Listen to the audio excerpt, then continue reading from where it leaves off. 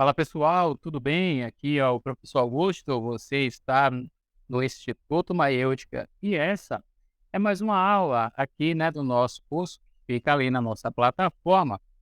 E hoje nos perguntaremos e responderemos por que contamos histórias. Isso aqui é uma. Tá vendo Frodo aí? Frodo Bolseiro, que faz parte de uma das maiores histórias do universo literário e também cinematográfico, né, da história da humanidade. Então vamos lá, pessoal, direto aqui para a gente começar já o nosso conteúdo, tá bom? Então, por que contamos história? Tem uma frase muito legal do David Copperfield que é o seguinte: se eu me tornei o herói da minha própria vida ou se essa posição será ocupada por qualquer outra pessoa, estas páginas devem mostrar. E o David Copperfield é do Charles Dickens, né. Então essa frase, começa com essa frase que começa o livro do David Copperfield, e é uma passagem maravilhosa, né, que confirma imediatamente a reputação de Dickens como um escritor, né, por ter capturado essa sensação de infância como poucas pessoas conseguem captar, poucos escritores conseguem captar. Então o sonho de ser herói, é como vocês podem ver aí no slide, o sonho de ser herói ou heroína talvez seja a fantasia mais comum da criança, né, e as crianças, claro, também sonham com a riqueza e a facilidade, mas interessadas na emoção, elas estão mais interessadas na emoção e na tensão que o heroísmo oferece. Ou seja, o herói exige de si mesmo, né, e é isso que uma criança quer fazer, e é isso que ela deve fazer para crescer. Eu não sei quantas vezes, não sei se vocês é da mesma época, mas quem é da época vai entender o que eu estou falando. Quando eu tinha base ali de 8 ou 9 anos, isso aí já está entregando a minha idade, passava os Cavaleiros do Zodíaco na TV, peguei na Manchete e entregando mais ainda a idade, e depois na Band. E aí eu saía chegava da escola, assistia aos Cavaleiros do Zodíaco, e aí saía na rua, né, pra brincar com os colegas, e muitas vezes a gente brincava de luta, né. Eu acho que a galera mais nova também pegou o Dragon Ball, né, e: "Ah, eu sou o Goku, eu sou o Vegeta", ninguém queria ser o Vegeta. Na verdade não, ninguém queria ser o Kuririn. Melhor dizendo, ninguém queria ser o Yantia. E nos Cavaleiros do Zodíaco ninguém queria ser o Shun, né. Vai saber por quê. Enfim, então a gente tem essa quando criança, a gente tem essa fantasia, né, de ser o melhor, de ser o herói. Lembrei uma coisa agora que eu lembrei, que na época eu estava com uns colegas, estava na casa de minha tia, e tinha um desenho, que eu não lembro o nome, que tinha um guerreiro, né, o cara forte, tinha um tomate com moicano, usava óculos escuro, e eles tinham um Bigfoot, uma picape, aquelas picapes, aquelas caminhonetes com os pneus gigantões, sabe. E tinha outros lá que eu não lembro quais são os personagens. E aí, os meninos lá: "Ai, cara, eu quero ser isso, eu quero ser aquilo e tal", e teve até 2 que ficaram disputando pra ver quem era o guerreiro, né, o malhado, tal, o cara tinha uma espada e não sei o quê. Aí eu falei: "Não, eu sou o tomate". Eu não queria participar daquela baboseira, né, de querer ser o malhado e tal, mas eu sou o tomate, pronto. Aí o menino lá, o irmão de um dos caras, né, mais novo: "Ah, eu sou Bigfoot e tal". Beleza. Né, então todo mundo quer ser um herói quando criança. E é muito bom quando você é criança e tem essa noção, né, essa ideia de fantasia, de brincar, da imaginação. né. Então, assim, a criança, de certa forma, ela sonha acordada, né. E quando a criança sonha acordada, é como se fosse tivesse uma escala heróica.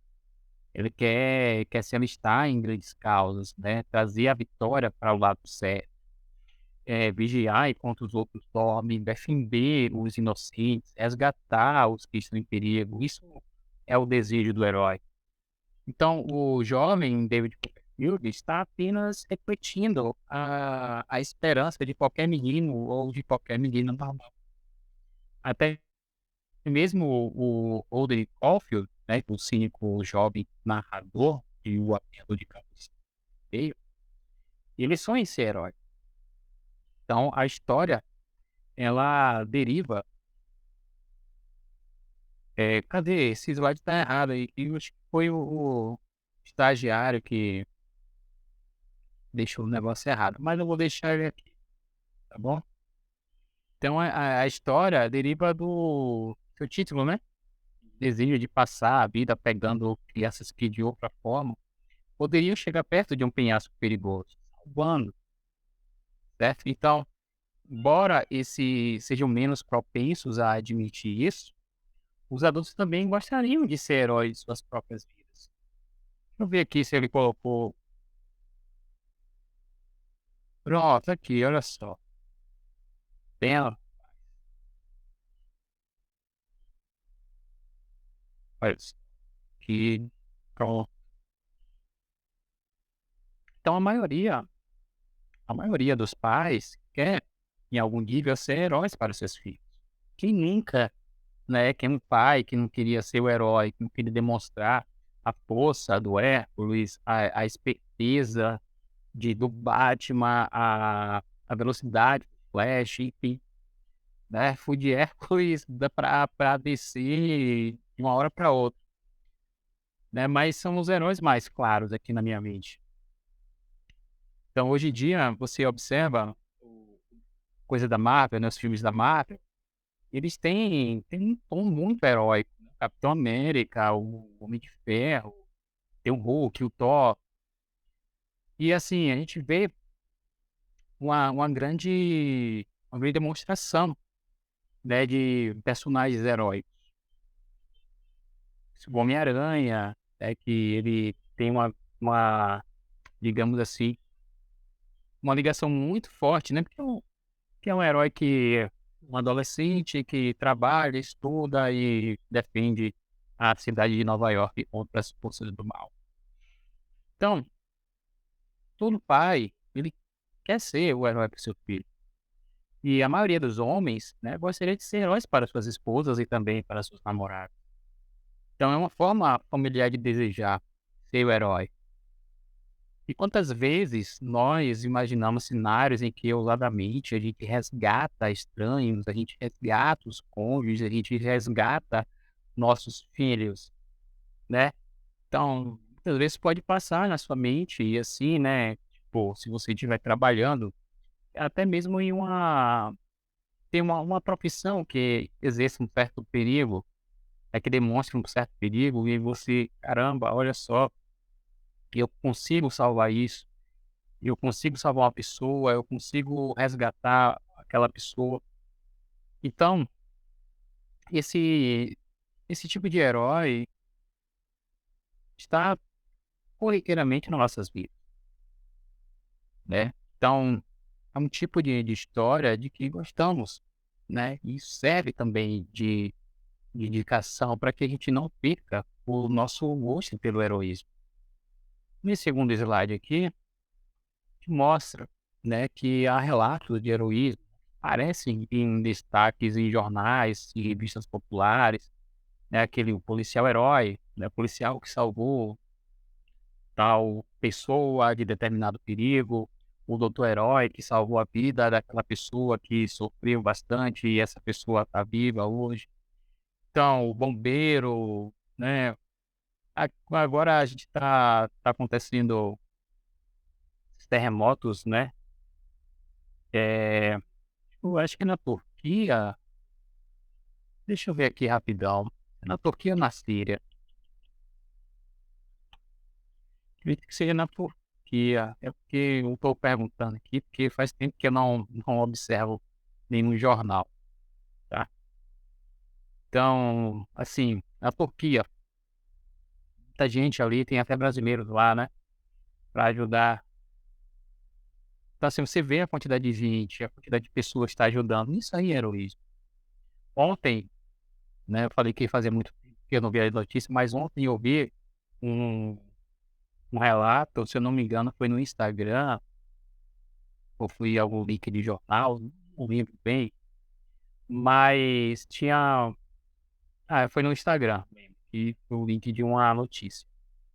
Seguinte, tinha um cara dentro dos escombros, né, de um prédio que caiu, e ele estava abraçado com o filho, aí ele sobre o filho, assim, e o cara infelizmente morreu, mas a criança estava viva.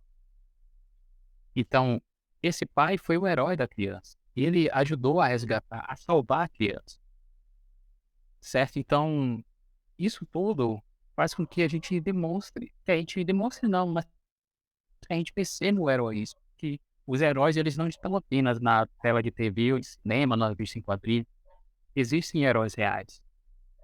Assim como o doutor, como o policial, como esse homem também, esse anônimo. Então, adultos e crianças lotam filmes como Star Wars, né? Muito bom Star Wars, tem até alguns livros aqui, Star Wars, Indiana Jones, Rocky Balboa, né? E isso traz uma certa leveza em nós, né? Eu não sei se esse Indiana Jones é da época de vocês, mas, cara, Indiana Jones é muito bom. Star Wars, inclusive vai sair se não saiu já, né? Mandaloriano aí, recentemente, da franquia Star Wars. E isso tudo, a gente vê o quanto é bom ver um herói fazendo o seu trabalho, né? Salvando vidas. E além desses heróis, né? Tanto do Star Wars, do Rock e dos outros heróis reais que eu já falei, às vezes a gente coloca, né? A gente transforma em heróis os astros dos esportes, né? Michael Jordan foi o herói do Chicago Bulls. Na época que eu assistia basquete. Hoje em dia, deixa eu ver, tem o Vini Júnior do Real Madrid, cara sensacional, né, o Gabigol, o de Arrascaeta, que ontem fez um gol pro Flamengo ali contra aquele que esqueci o nome do outro time. Só vi a hora do gol mesmo. E Gabigol, né, tem o Pedro também, enfim. E tem tantas outras, o LeBron James, né, o cara que não tem o Nike do o nome dele, do Nau, enfim, acho que quem pegou a referência pegou, é. Mas a gente começa a fazer isso, né, e a gente torna esses caras como essenciais, né, como personagens cruciais da partida, né, do jogo, quando eles se enfrentam, quando ele tá ali em campo e tudo mais. Aí tem a luta livre profissional, né, que é o MMA, vocês têm cada um tem quem assiste, tem o seu preferido. Então, isso faz com que os heróis e também os vilões, eles se tornem cada vez mais populares. Saiam da tela do cinema, saem das revistas em quadrinho, saem dos livros, se tornam pessoas reais, né? E até mesmo os esportistas. Então, existe uma coisa que faz com que ajude bastante a esse crescimento. Seria o quê? Seriam os eventos de mídia, né? E esses eventos de mídia sensacionalistas são fáceis de criticar. Então, são versões diluídas ou artificiais de heroísmo. Só que, né, eles refletem um gosto e um instinto popular que remonta a quem? Remonta ao Homero. É para quem a melhor tipo de vida, ou a vida memorável, digamos assim, foi moldada em uma história heróica, né? A história heróica é a Odisseia. Então, isso leva a uma outra observação. E qual é essa observação? A observação é que o desejo de ser herói, tão comum a crianças e adultos, faz parte do desejo maior. E esse desejo provém da esperança, né? A esperança de que a própria vida seja como uma história. Isso torna a coisa bonita. Então, um desejo tão básico que dificilmente a gente reflete sobre ele. Às vezes a gente ouve de coaches aí, né? Seja o herói da sua própria história, seja o personagem principal da sua própria história. Mas a gente não percebe isso. Às vezes a gente, caramba, eu sou herói de quê? Pra que eu sou herói? Pra que ser herói? Né? Então, na maioria das vezes, simplesmente a gente assume algumas coisas nas nossas vidas, né? Nós assumimos que nossas vidas farão sentido. E aí a gente precisa trazer sentido à nossa vida. E o tipo de fazer sentido que intuitivamente temos em nossa mente não é o sentido de uma equação matemática, pelo contrário, né? Ou um teorema científico, mas é o tipo de sentido que uma história faz. E é por isso que a gente conta história. Então, o mesmo tipo de significado que a filosofia oferece não resolve o problema, né? E o escritor espanhol, que é o Fernando Sabato, esse senhorzinho aí, ele conta como seu irmãozinho, né, pegou um ensaio filosófico em sua mesa e perguntou: "Isso tem enredo?" Quando descobriu que não, ele respondeu: "Então não consigo imaginar como pode ser um livro." Então, como o irmão do Fernando Sabato, a maioria das pessoas quer que suas vidas venham com enredo. Assim como querem que seus carros venham com rodas, obviamente.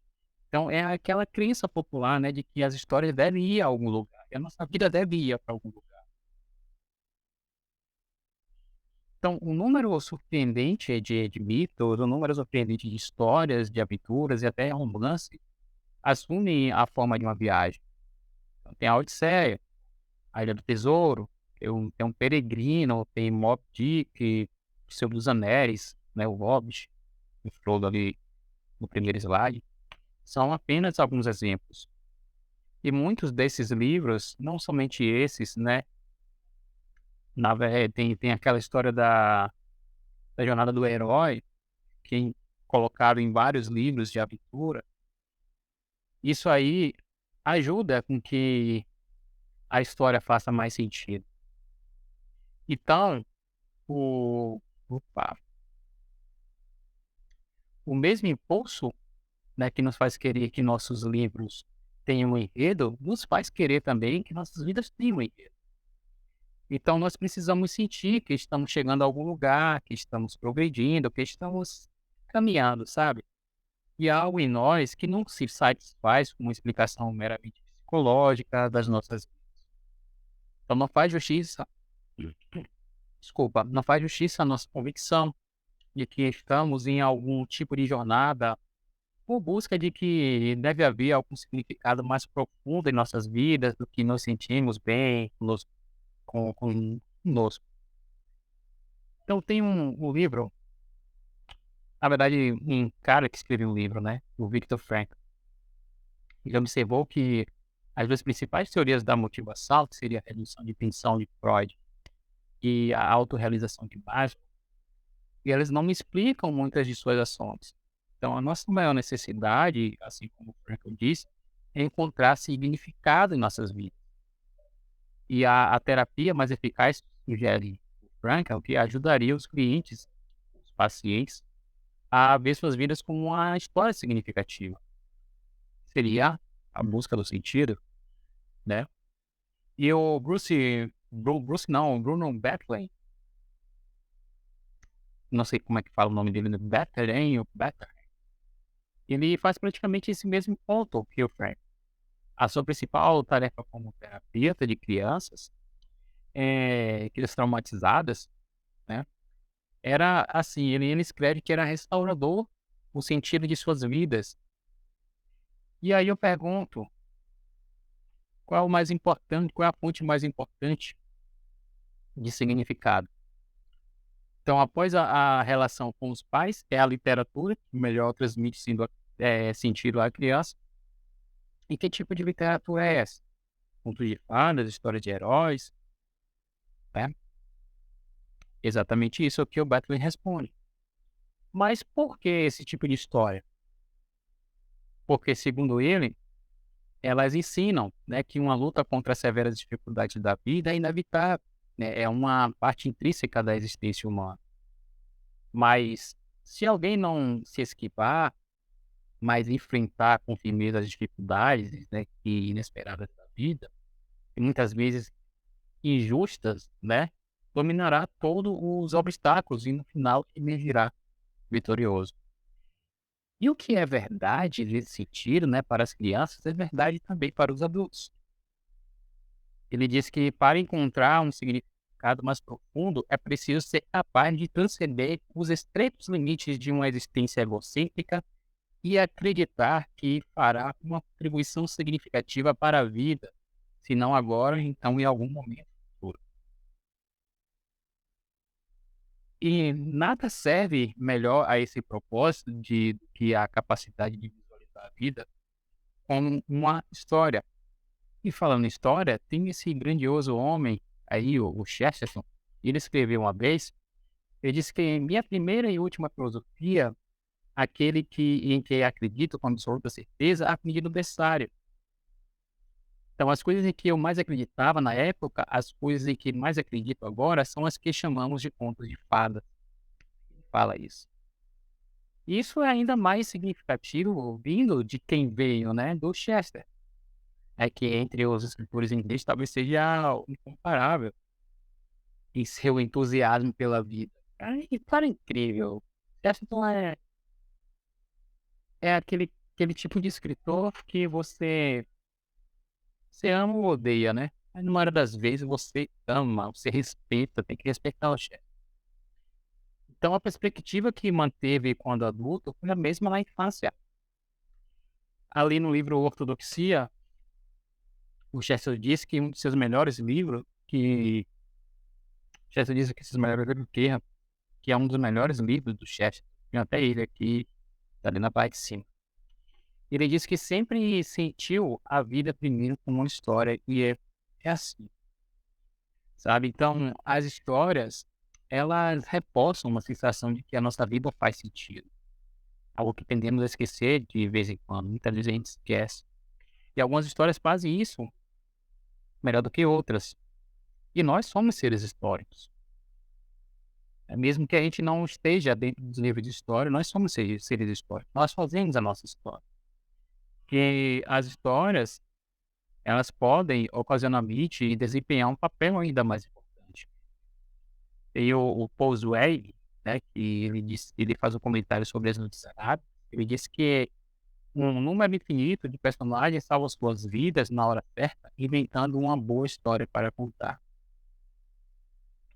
Então, é claro, o conto de referência, né, para esta coleção de contos é a Sherazade, que se mantém viva até hoje, né, contando história todas as noites, durante 1001 noites.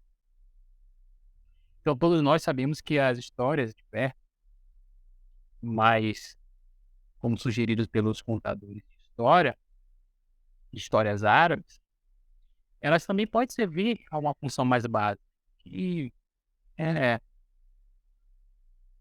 salvando nossas vidas, sabe. Então a convicção de que a nossa vida é uma história significativa pode literalmente nos bater. Muitas vezes eu observava que a minha vida ela não fazia sentido. Às vezes eu observava que o caminho que eu estava seguindo não fazia sentido, mas eu que não via sentido naquilo ali, sabe, eu não tinha tanta convicção em determinados momentos. E quando eu pude perceber que haveria sentido, de fato, na história que eu estava fazendo, na história que eu estava escrevendo, na história que eu estava caminhando, né, que eu estava escrevendo ao caminhar, eu vi que a minha própria história salvou a minha vida. Então, a convicção de que a nossa vida é uma história significativa pode literalmente nos manter vivos. E é isso. Então, as histórias que lemos, a história que ouvimos, filmes que assistimos, podem reforçar e sustentar a nossa convicção. Ele nos ajuda a ver que vale a pena viver nossas vidas. Às vezes a gente vê um personagem e observa, caramba, ele parece comigo, eu pareço com ele, né? E assim vai. E em tempo de desespero, encontrar histórias certas pode salvar vidas. É claro que não existe uma fórmula para prever o que funcionará, o que toca uma corda na vida de uma pessoa deixa a outra pessoa impassível. Ainda assim, há histórias que permitem àqueles que perderam a esperança colocar a sua situação dentro de um padrão seguinte. Então pode ser um livro inspirador, né? Pode ser uma biografia. Conheço muita gente que lê biografia, que se inspira. Uma história lembrada desde a infância. Eu lembro que o primeiro livro que eu li foi Um Cadáver Ouve Rádio, lá da coleção Vagabund. Nunca vou esquecer desse livro. E traz boas memórias, né? Não exatamente do livro, mas da época. Então pode ser a história de Jó, né? Que Jó perdeu tudo, mas foi restabelecido. Até mesmo a história do Viktor Frankl, né? No campo de concentração. Não precisa ser uma história de heroísmo, claro. Não precisa ser uma história de triunfo, assim, absurdo, né? Às vezes é o herói que não é heróico, né? Que mantém melhor e também atende às nossas necessidades. É o Frodo do Senhor dos Anéis. É o Sam que tá aqui, ó, no slide, tá apontando uma slide. Então, o tipo que encontramos, assim, em vários romances que a gente não percebe, né, que esses personagens eles tateimam através da escuridão, né, do desespero, que cujas as vidas eles estão tão despercebidas e as vidas estão tão não recompensadas, digamos assim, mas eles observam uma espécie de vitória. Tem uma música da banda Pedro the Lion, acho que essa banda nem existe mais, e é a Second Best, né, o segundo melhor. E o cara pergunta, né, se há algo errado em ser o segundo melhor. Porque muitas vezes a gente está atrás de querendo ser o primeiro em tudo. E eu falo isso no sentido de que muitas vezes a gente se compara muito com outros heróis, a gente compara a nossa vida com outros heróis, com a vida de outros heróis. A gente compara a nossa história com a história de outras pessoas. E quantas vezes a gente compara e quer viver aquela história ali. Mas a sua história é a sua história. Você pode ser o segundo melhor e não tem problema. É, e assim, você não precisa entrar em desespero, né? E até agora, o que eu sugeri aqui, que a história pode nos manter em movimento diante do desespero. Mas agora eu gostaria de sugerir algo mais, né? Algo a mais, né? Que é o ponto principal. Vou só outro slide aqui para vocês, né? Que as histórias. Deixa eu ver se é esse slide aqui. Deixa eu ver. Ah, tá aqui embaixo, olha só. É que as histórias, elas também podem ajudar a nos manter no caminho da virtude. Elas podem nos dar não apenas uma razão para viver, mas também uma razão para viver bem. E tem uma frase uma cena no Senhor dos Anéis, que o Frodo pergunta ao Sam. Aí o Sam vê aqui, caramba, fica até mais fácil para ler.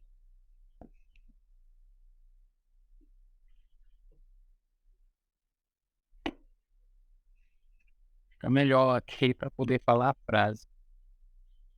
Eu não queria parafrasear. Opa. E eu acho que eu vou acabar parafraseando. Ah, não, achei aqui, ó. O Frodo pergunta: "No que estamos nos agarrando, Sam?" Aí o Sam responde: "Na existência de não. No que estamos nos agarrando, sim?" Pergunta Frodo.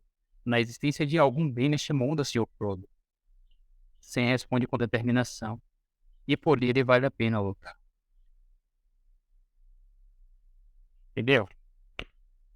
E sempre existirá um bem que vale a pena lutar, sempre existirá esperança. E isso não significa que devemos procurar uma conexão simples, assim como pessoas que lêem histórias são melhores do que as que não leem.